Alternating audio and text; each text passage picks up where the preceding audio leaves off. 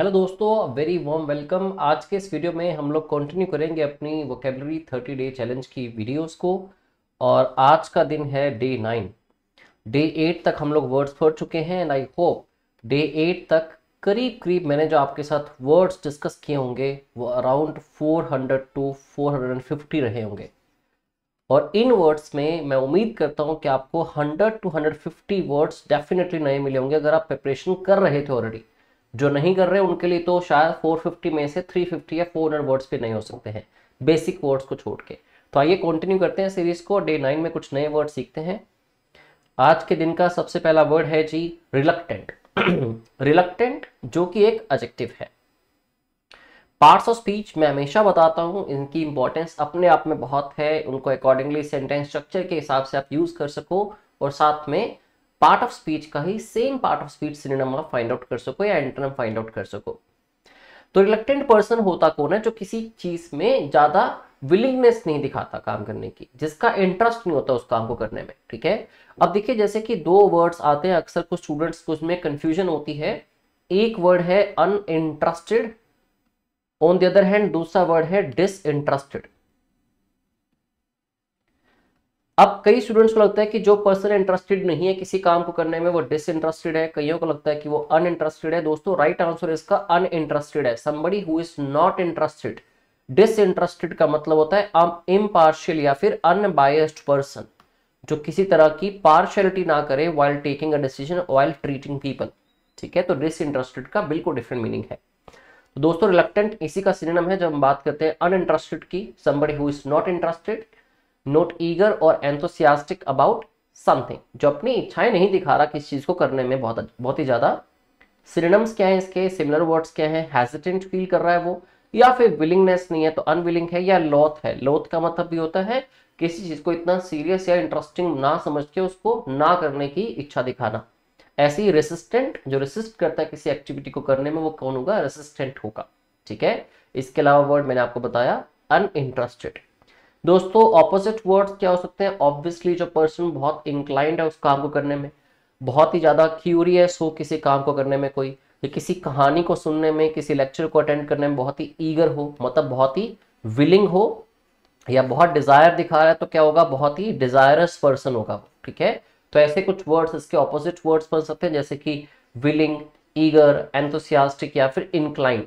जैसे मैं अगर कहूं कि ऑलमोस्ट एवरी ह्यूमन बीइंग या maximum human beings are inclined towards western culture, मतलब उस चीज में इंटरेस्टेड है, उसकी तरफ रुझाव है उनका। ठीक है, यूजेज है शी वॉज रिलक्टेंट टू, मतलब वो हेसिटेंट फील कर रही थी, या फिर वो बिल्कुल ही अनडिजायरस या अनविलिंग थी, इंटरेस्टेड नहीं थी to do what, to share her personal details with strangers. ठीक है, तो इस चीज में बिल्कुल इंटरेस्टेड नहीं थी या वो हेजिटेंट फील कर रही थी शेयर करने में। The next word is admonish. Admonish एक वर्ब है, इसी का नाउन भी बनता है एडमोनिशन। ठीक है, वर्ब है एडमोनिश, जिसका मतलब होता है किसी को डांटना, फटकारना, उसको क्रिटिसाइज करना, उसको स्कोल्ड करना, चाइड करना, चैस्टाइज करना। ये सारे वर्ड इसके साथ इंपॉर्टेंट हो सकते हैं। टू वॉर्न और रेप्रीमेंड समवन फर्मली, किसी को बहुत ज्यादा वॉर्न करना या उसको रेप्रीमेंड करना मतलब डांटना। ठीक है, फर्मली मतलब पूरी स्ट्रिक्टनेस के साथ। तो सिनोनिम्स होंगे scold, rebuke is important, chide, criticise, या फिर जैसे एक वर्ड मैंने बताया चेस्टाइज। तो ये सारे वर्ड किसके लिए होंगे? एडमोनिश के लिए होंगे। रेप्रीमेंड भी दोस्तों बहुत ही इंपॉर्टेंट वर्ड है, इसको भी प्लीज ध्यान में रखना। एंटोनिम्स होंगे कि आप उसकी तारीफ कर रहे हैं, उसकी बातों को एक्सेप्ट कर रहे हैं, उसको एडमायर कर रहे हैं, उसको आप डांट नहीं रहे, उसको क्रिटिसाइज नहीं कर रहे, आप बिल्कुल उल्टा करना है आपको। प्रेज, अप्रूव, कमेंट करना। कमेंट करना क्या होता है? किसी की तारीफ ही करना, मतलब प्रेज करना। इसके साथ ही हम लोग एक एडजेक्टिव देखते हैं कमेंडेबल। कमेंडेबल दोस्तों क्या होगा? जो तारीफ के लायक है, जिसको हम कहते हैं प्रेज वर्दी। तो ये क्या बन जाएगा? एक एडजेक्टिव बन जाएगा। इसी को आप कह सकते हैं लोडेबल, क्योंकि लोड करने का मतलब होता है किसी की प्रेज करना, LAUD। ठीक है, इसी को आप कह सकते हो एप्लोडेबल, क्योंकि अपलोड करने का मतलब क्या होता है? किसी की तारीफ करना। तो अपलोड से अपलोडेबल बन गया, लॉड से लोडेबल बना, प्रेज वर्दी हो गया, प्रेज से ऐसे ही कमेंट से बना कमेंडेबल एडजेक्टिव। ठीक है, या फिर किसी को एनकरेज करना। The teacher had to admonish the students, teacher को करना पड़ा उनको एडमोनिश मतलब स्कोल्ड या पनिश करना पड़ा for talking during the exam, क्योंकि वो बात कर रहे थे एग्जाम के अंदर, ठीक है। एफ्लुएंट, दोस्तों एक वर्ड हम एफ्लुएंस भी पढ़ते हैं, शायद पिछले कुछ वर्ड्स में हमने डिस्कस भी किया था वर्ड एफ्लुएंस। एफ्लुएंस एक नाउन है, तो एफ्लुएंट क्या है, एक एडजेक्टिव है। अगर एफ्लुएंट का मतलब है प्रॉस्पेरस पर्सन, कोई भी जगह जो बहुत ज्यादा प्रॉस्पेरिटी से, बहुत ज्यादा रिचनेस से, लेविशनेस से भरी है, तो उसको प्रॉस्पेरस कहते हैं हम लोग, एफ्लुएंट। तो ये क्या हो जाएगा, प्रॉस्पेरिटी। एफ्लुएंस क्या हो जाएगी, रिचनेस, प्रॉस्पेरिटी, तो ये नाउन हो गया, ठीक है। Having a great deal of wealth, financially prosperous, जो बंदा फाइनेंशियली या कोई बंदी फाइनेंशियली बहुत प्रॉस्पेरस है, जिसको बेसिक वर्ड में हम कहते हैं बहुत ही रिच है, somebody who is very rich is called affluent, ठीक है। Wealthy, prosperous, opulent is important word. ऐसे ही लेविश, हम कई बार कहते हैं ना कि लेविश लाइफस्टाइल में रहना चाहता हूं मैं, या I want to spend the remaining या फिर the rest of my life in, I want to spend my rest of my life lavishly, I want to spend rest of my life lavishly, या I want to be in a place which is lavish, मतलब जहां पे abundance में चीजें होंगी, richness से भरी होंगी, ठीक है, हर तरह का कंफर्ट होगा। एंटोनिम्स हो सकते हैं destitute, destitute लोग वो होते हैं जो बिल्कुल बेसहारा होते हैं, जो प्रिविलेज्ड नहीं होते, ठीक है, जिनके पास हर कई बार तो छत भी नहीं होती, इनको आप शेल्टरलेस भी कह सकते हो। तो बात होगी गरीबी की, पुअर या पेनलेस, जिसके पास पैसा नहीं होता, ठीक है। The city is known for what? Its affluent neighborhoods with luxurious mansions. तो सिटी फेमस किस लिए, क्योंकि इसके आसपास या इस सिटी के अंदर एफ्लुएंट मतलब बहुत ही अमीर लोग रहते हैं, लग्जूरियस मैंशंस हैं जिनके, लग्जूरियस मैंशंस मतलब जो बड़े बड़े बंगले होते हैं, ठीक है। The next word is barbaric. Barbaric किस लिए यूज करेंगे हम, जो पर्सन, पहली बात तो ये एक एडजेक्टिव है, जो बड़ा ही निर्दयी किस्म का आदमी होता है। निर्दयी किस्म का आदमी मतलब दूसरे की फीलिंग्स को कंसीडर किए बिना उनको किसी भी तरह रूडली उनसे बिहेव करेगा, या क्रूल पर्सन जिसको हम कहते हैं, ठीक है। बड़ा ही निर्दयी आदमी जो बिल्कुल भी दयालु ना हो, दयालु उसका बिल्कुल उल्टा होगा, ठीक है। एक्सट्रीमली क्रूल इन बिहेवियर और एक्शन, जो अपने एक्शन में बहुत क्रूल दिखे या अपने बिहेवियर में बहुत ही क्रूल दिखे अपने वर्ड्स के माध्यम से, उसको कहते हैं हम बारबैरिक। ब्रूटल, सैवेज, जैसे अगर मैं कहूं कि they killed a man brutally, या it was a brutal action, या it was a brutal murder, ठीक है। ब्रूटली मतलब बड़ा निर्दयता से उन्होंने उस आदमी को मार दिया, ठीक है। सैवेज, फेरोशियस, फेरोशियस भी कौन होता है, जो निर्दयी होता है, जिसको बहुत गुस्सा आता है, ठीक है, जो बहुत ही रूड होता है। इवन लायन के लिए यूज किया जाता है, lion is a ferocious animal, ठीक है। फेरोशियस मतलब बहुत खूंखार है, ठीक है, जिसको कोई गुस्सा आएगा तो वो खा भी सकता है किसी को। ऐसे ही एट्रोशियस, ये सारे वर्ड्स इंपॉर्टेंट हैं, brutal, savage, ferocious, atrocious. Basic word इसके लिए क्या होगा, क्रूल या फिर वेरी रूड पर्सन, या वेरी रूड बिहेवियर, ये वेरी रूड मैनर किसी बात को कहने का। सिविलाइज्ड तो बहुत ही सुलझा हुआ इंसान है, कल्चर्ड है या फिर जेंटल है, ठीक है, मतलब बहुत ही काइंड है, दयालु है, ये इसके क्या हो गए, ऑपोजिट वर्ड्स हो गए।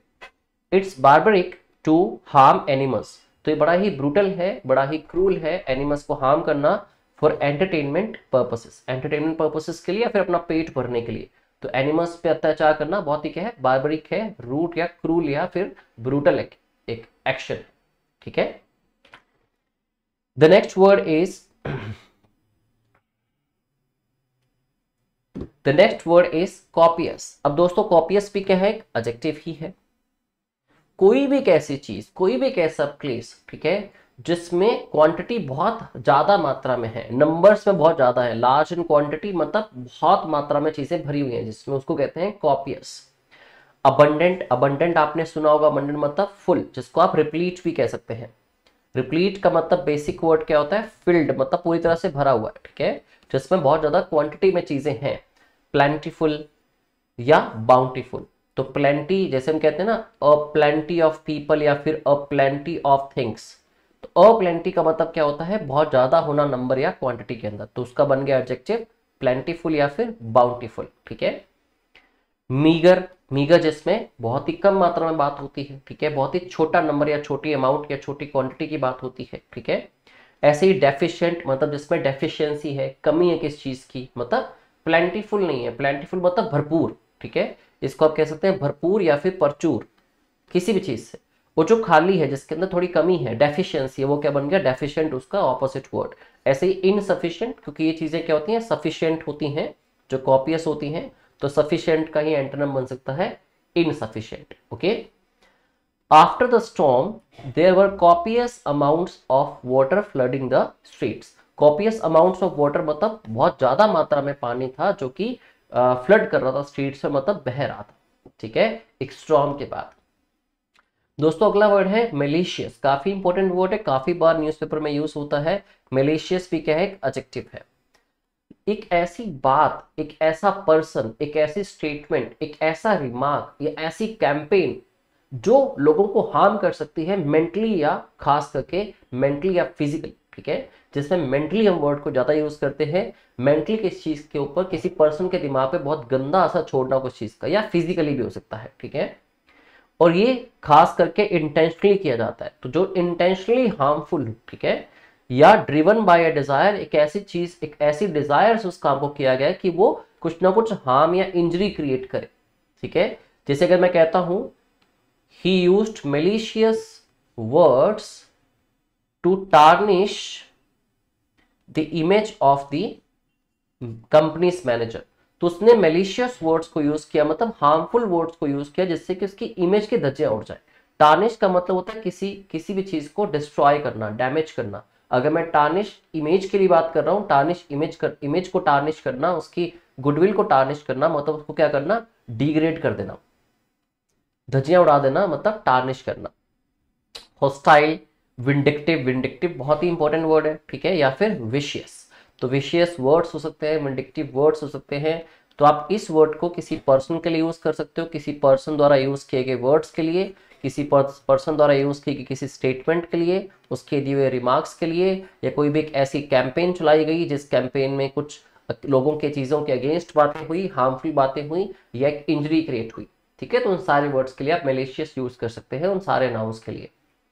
काइंड, बेनिवलेंट या जेनरस, जो बड़े दयालु होते हैं, ठीक है, तो उसके लिए उल्टे हो गए, जेंटल भी कह सकते हो आप, या सटल भी कह सकते हो, जो सॉफ्ट वर्ड्स को यूज करते हैं, या सटल वर्ड्स होते हैं जो हमें कंफर्ट देते हैं, ठीक है, जो बड़े सॉफ्ट होते हैं।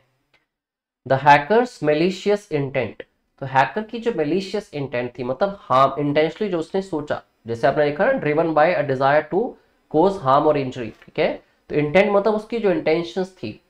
कोज्ड, सिग्निफिकेंट, बहुत ही ज्यादा इंपॉर्टेंट डैमेज क्रिएट किया, सिग्निफिकेंट मतलब जिसकी वैल्यू बहुत ज्यादा हो, तो बहुत बड़ा डैमेज कोज किया टू द कंपनीज डेटाबेस। जो मेलिशियस इंटेंट थी किसकी, हैकर की, उसने हैक कर लिया वो कंपनी के अकाउंट्स को, या फिर उसकी कुछ प्रोफाइल्स को, या वेबसाइट को। नेक्स्ट है दोस्तों प्रोफाउंड, जिसके दो तीन डिफरेंट मीनिंग्स हो सकते हैं, मतलब कॉन्टेक्चुअली थोड़ा चेंज हो सकता है, वर्ड आप एक भी याद रख लेंगे तब भी काम चल जाएगा। प्रोफाउंड भी अपने आप में क्या है, एक एडजेक्टिव है। इसको या तो आप यूज करते हैं डीप अंडरस्टैंडिंग और इंसाइट के लिए, सपोज आपने कहीं से नॉलेज ऑब्टेन करी, ठीक है, या किस टीचर का लेक्चर आपने देखा, आपको लगा कि तो बड़ा ही प्रोफाउंड लेक्चर था, बड़ी ही प्रोफाउंड नॉलेज थी, मतलब डीप इंसाइट, जिसमें बहुत डीपली बात हुई, बड़ी थॉटफुल बातें हुई। या कोई चीज जिसकी महत्वता बहुत ज्यादा हो, सिग्निफिकेंट हो बहुत ज्यादा, या जिस चीज को कोई डीपली फील करता है, डीपली एक्सपीरियंस करता है, तो वो भी क्या है, प्रोफाउंड हो जाती है।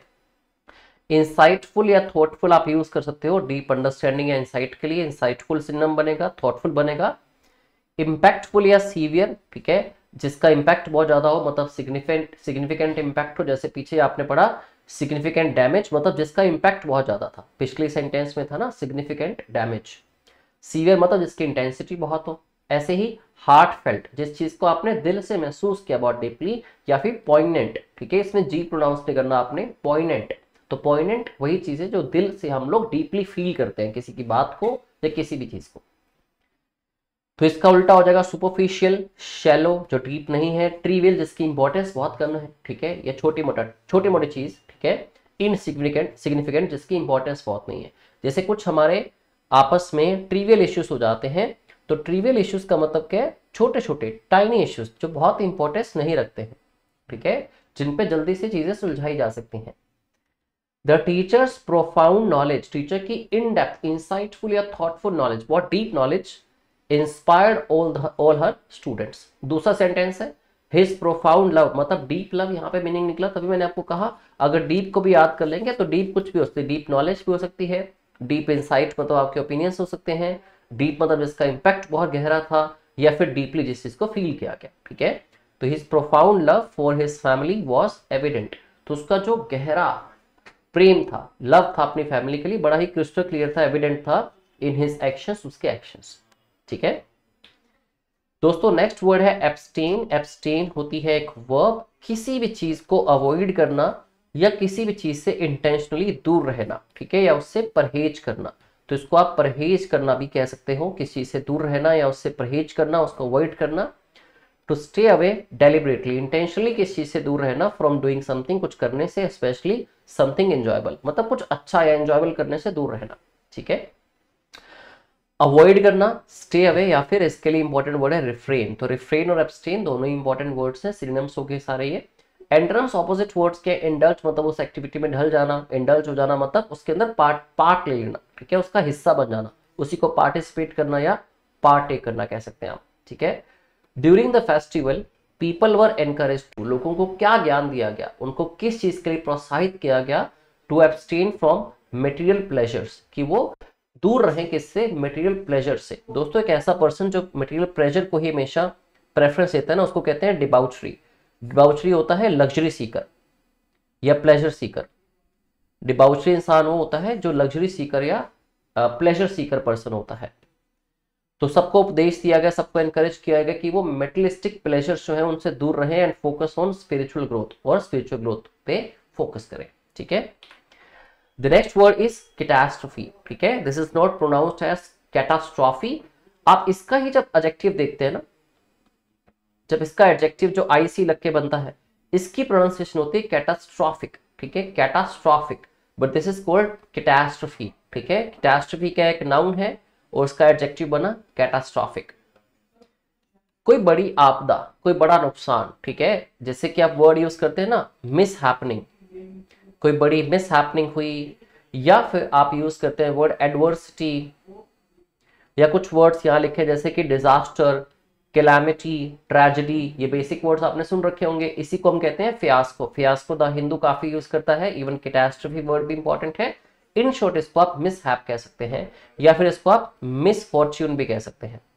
तो बुरी किस्मत से जो हो गया हमारे लिए, जो नुकसानदेह होता है, समथिंग वेरी डेंजरस और रिस्की, या फिर समथिंग दैट कॉजेस डैमेज, जिस चीज की वजह से डैमेज क्रिएट होता है। ठीक है, जिसके अंदर बहुत रिस्क है, जो बहुत ज्यादा डैमेज क्रिएट कर सकती है, उसको क्या कहते हैं हम, कैटास्ट्रोफी कहते हैं।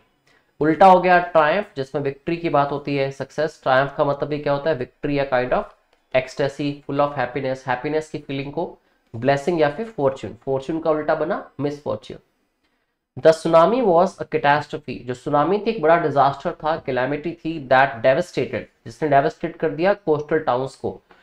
तो दोस्तों कोस्टल टाउन्स कौन से होते हैं, जो कोस्ट एरिया, मतलब जो सी के बिल्कुल पास का एरिया होता है उसको कोस्ट एरिया कहते हैं। तो वहां पे जो कोस्टल टाउन्स मतलब सी के आसपास लगते हुए, डेवस्टेटेड मतलब डैमेज्ड, क्योंकि डेवस्टेट का मतलब होता है डैमेज करना या डिस्ट्रॉय करना, तो इसको आप डिस्ट्रॉयड भी कह सकते हो, मींस डेवस्टेटेड। ठीक है, नेक्स्ट वर्ड इज एप्रीहेंसिव। दोस्तों एप्रीहेंसिव एक ऐसा पर्सन जो किस चीज को लेके बड़ा ही डरा हुआ है। ठीक है, बड़ा ही फियरफुल है, या उसको अफ्रेड कह लो, या फिर उसको आप कह सकते हैं फ्रेटफुल, या बेसिक वर्ड हो गया स्केयर्ड, या तो उस चीज से वो डर रहा है या फिर उस चीज को लेकर बड़ा चिंतित है, बड़ा ही एंग्शियस है, बड़ा ही क्या है, वरिड है। तो ये सारे इसके बेसिक वर्ड्स हो गए एप्रीहेंसिव। जैसे मैं कहता हूं कि I am apprehensive of your intentions, I am apprehensive of your intentions means मैं चिंतित हूं तुम्हारे इंटेंशंस को लेके, या मैं डरा हुआ हूं तुम्हारी इंटेंशंस को लेके। ठीक है, तो फीलिंग एंग्शियस और fearful about something that might happen, कि कुछ ऐसा गलत ना हो जाए, इसलिए आप बहुत चिंतित हैं या बहुत डरे हुए हैं। नर्वस, वरिड, जैसे मैंने कहा एंग्शियस और वरिड। अनईजी मतलब आप कंफर्टेबल फील नहीं कर रहे। टेंस है मतलब कुछ ना कुछ परेशानी है या फ्रेटफुल है, ऐसे मैंने कहा अफ्रेड, स्केयर्ड या फ्रेटफुल या फियरफुल मतलब डरे होना। ठीक है, कॉन्फिडेंट, कोई डर नहीं है आपको। अश्योर्ड है आप, मतलब पक्की बात, आपको क्लैरिटी है उस चीज की, अश्योरेंस है। काम या fearless. He felt apprehensive about और ऑफ ध्यान रखिए कोई भी प्रेपोजिशन आप लगा सकते हैं। जैसा कि हमें पता है कि हम जब बात करते हैं इन दो वर्ड्स की, एंशियस या वरिड की, तो इनके साथ लगता है about. I am anxious about my result, worried about you, ठीक है। लेकिन जब बात करते हैं अफ्रेड, फियरफुल या स्केर्ड, एक साथ हम क्या लगाते हैं? ऑफ। अब क्योंकि एप्रीहेंसिव के दोनों मीनिंग्स हैं तो अबाउट भी लग सकता है और ऑफ भी लग सकता है, ठीक है। तो ही फेल्ट एप्रीहेंसिव, उसको थोड़ा एंशियस फील हुआ, एंशियस अबाउट, या फियरफुल फील हुआ, fearful of travelling alone for the first time, पहली बार अकेले ट्रेवल करने में उसको थोड़ा डर महसूस हुआ, ठीक है। तो आज के ये सारे इंपॉर्टेंट वर्ड्स थे, इनको अच्छे से आप समझ लीजिए, अच्छे से नोट कर लीजिए और रिवाइज करते रहिए, ठीक है। Thank you very much and have a good day.